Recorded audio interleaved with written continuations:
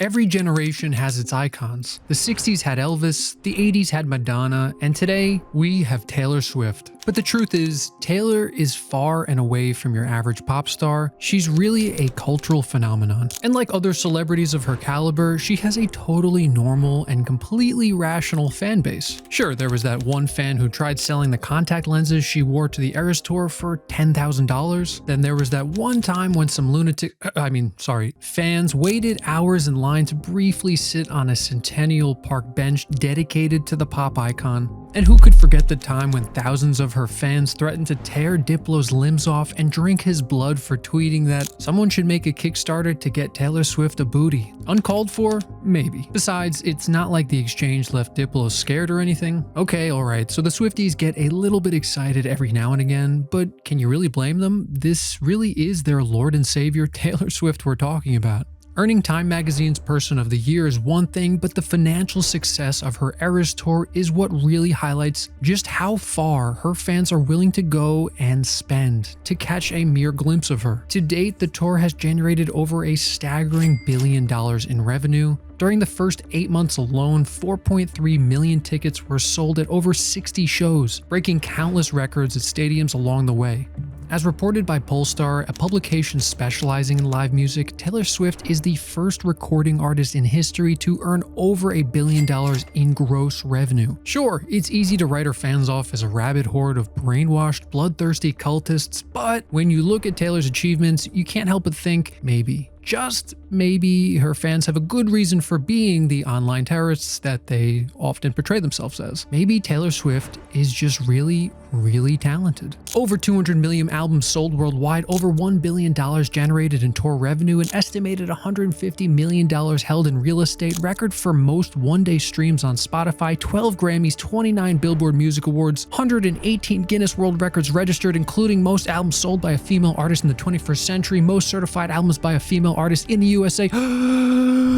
I'm sure I'm missing something too. From personalized interactions to dropping small but meaningful Easter eggs in her songs, there's no doubt that Taylor's unique ability to connect with fans has made her one of the most beloved figures in recording art's history. This is the story of her rise to fame, brilliant business acumen, and deeply obsessed cult fan base that is dedicated to defending their queen at any and all costs. This is the story of a woman who rewrote the rules, and none of it would have been possible without this one incident. Taylor Swift didn't skyrocket to fame overnight. Her journey is a testament to unwavering determination, raw talent, and a relentless pursuit of aspiration. At just 14, armed with her guitar and a book of songs she wrote, she headed to Nashville, Tennessee, the heart of country music. It was here where she spent her days honing in skills at open mics. And it wasn't long before meeting with music executive Scott Borchetta that led to a development deal with RCA Records, thrusting a teenage Taylor into a complex world of the music industry. In the year 2006, her debut track, Teardrops on My Guitar, struck a chord with young hearts across the nation. The song quickly soared to the summit of the Billboard Hot Country Songs and firmly established Taylor as a country music favorite. It should come as no surprise that competition is stiff in the music industry, and as a result, expectations were high following the success of her debut. With a desire to prove herself more than just a one-hit wonder, Taylor embarked on her second album, Fearless. This marked a departure from the norm. She explored themes of love, heartache, and teenage emotion beyond the typical country music narrative. With enchanting lyrics and a captivating tune, her lead single, Love Story, became a global sensation, transcending genres, dominating charts worldwide, and propelling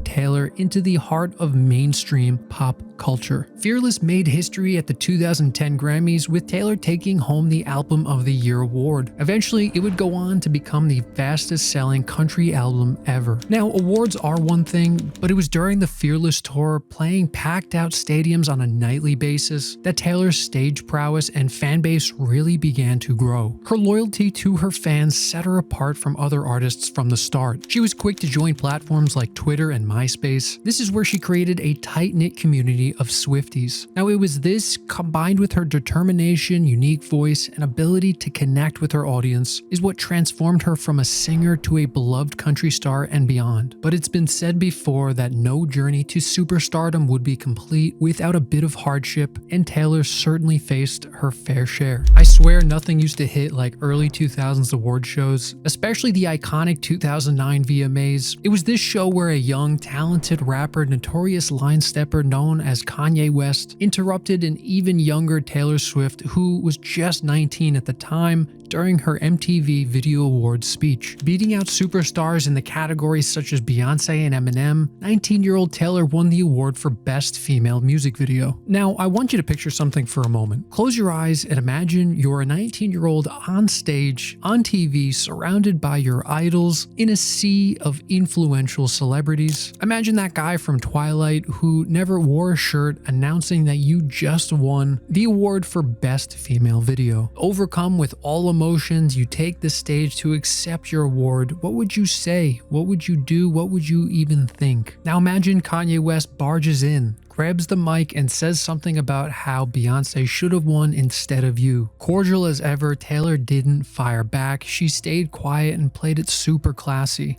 And once Kanye realized the error of his ways, he made a heartfelt apology.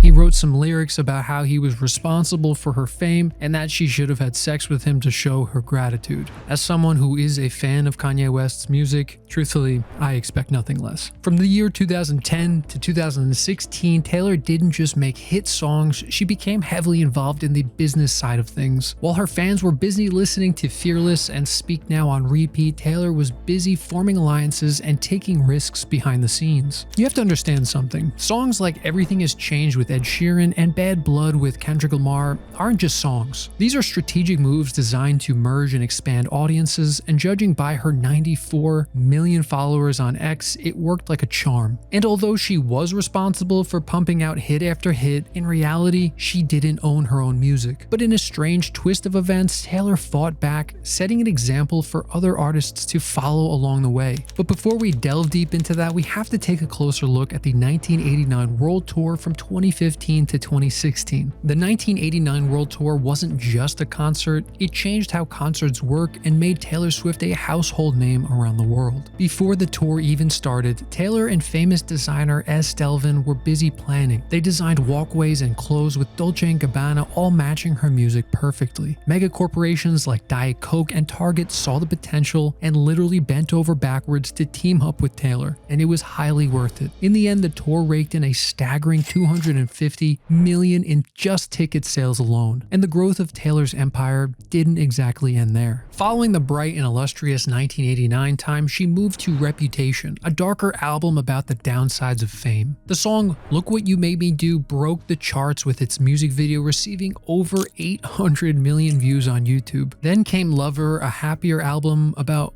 well, love, that and being yourself. As always, it was the best-selling album in the US and landed Taylor her 6th Grammy. Songs like Me and Cruel Summer were huge, with the music video for Lover receiving praise from the LGBTQ community. In a time when the world was reeling from the effects of crippling isolation, Taylor surprised her fans during the pandemic with 2 albums, titled Folklore and Evermore. These albums were quieter and personal, heavy with themes of love and overcoming tough times. Again, both albums won huge at the 2021 Grammys, but this would only give rise to yet another controversy. Now, you may not be aware, but it's more common than you think for musicians not to own their own catalog of songs. A music artist's catalog of songs are assets that generate royalties for the artist and the label that they're signed to, along with anyone else listed on the track's rights. One song can generate literally millions of dollars and even be sold at high multiples to private equity companies looking to invest. To provide a little bit of context on this topic, Michael Jackson purchased the Beatles song catalog in the 1980s for around $50 million. In 1991, Sony paid Michael $100 million to form a new company called Sony/ATV, which also merged some of Sony's music assets into this new entity. In 2009, around the time of Michael's death, Sony/ATV was worth almost $2 billion,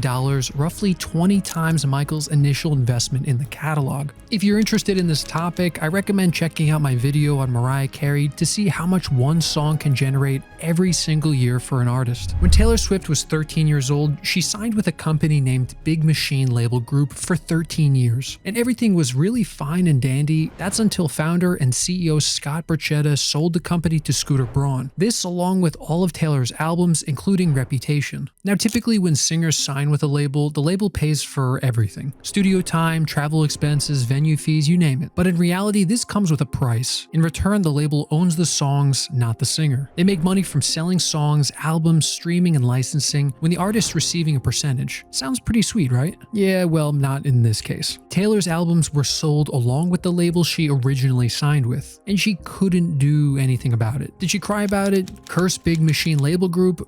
Probably. But in the end, she got the last laugh when she re-recorded all her old albums. In other words, there are two versions of her songs, the originals owned by the label and the new ones owned by Taylor. And to nobody's surprise, the new versions made way more money. Fearless made 3 times more, with Red selling more copies than the original. Given that the plan actually paid off, Taylor has since announced plans to re-record 3 more albums, ensuring that her music stays with its rightful owner. And believe me when I tell you, people took notice. Plenty of artists began speaking up, and it wasn't long before companies like Apple and Spotify really started to listen. In 2015, Apple didn't want to pay artists for songs streamed during free trial periods. That was until Taylor said she wouldn't release her 1989 album unless they paid up. And just like that, Apple agreed and started paying all artists on its platform worldwide. Taylor Swift, the woman who took on the bullies in the music world and succeeded. It's safe to say that I do not fit within Taylor's target demographic for her catalog of music, but I can confidently say that Taylor's music is emblematic of evergreen artistry. Her songs are timeless, and her fan base will only continue to grow as she captures hearts with every appearance and step that she takes. The media adores her, the NFL suits and the Chiefs adore her, and if you consider stalking to be a form of affection, then her fans definitely adore her. Just promise me one thing: if you don't adore her, just keep it to yourself, or a mob of Swifties will rain down a digital fucking hellstorm upon your head.